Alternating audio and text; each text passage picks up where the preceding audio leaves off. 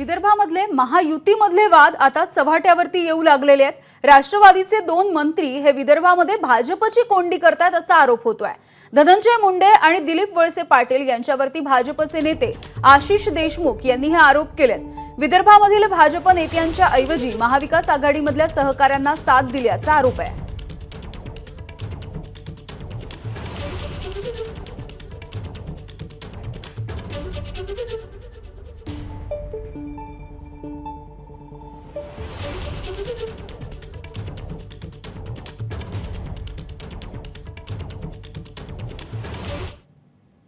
मोसंबी उत्पादक शेतकऱ्यांना नुकसान भरपाई संदर्भामध्ये चांगला दिलासा मिळू शकतो।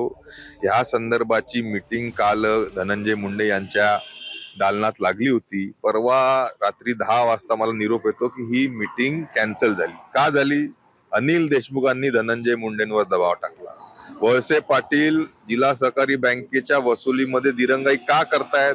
कारण की पूर्वाश्रमीचे असलेल्या सुनील केदारांचा दबाव वळसे पाटलांवर आहे। विदर्भातील शेतकऱ्यांच्या अडचणी ज्या आहेत, जिल्हा सहकारी बँकेच्या वसुली संदर्भातल्या असो किंवा संत्रा व मोसंबी उत्पादक शेतकऱ्यांना नुकसान भरपाई देण्यासंदर्भातली असो, आपण प्राधान्याने तातडीने मार्गी लावावी।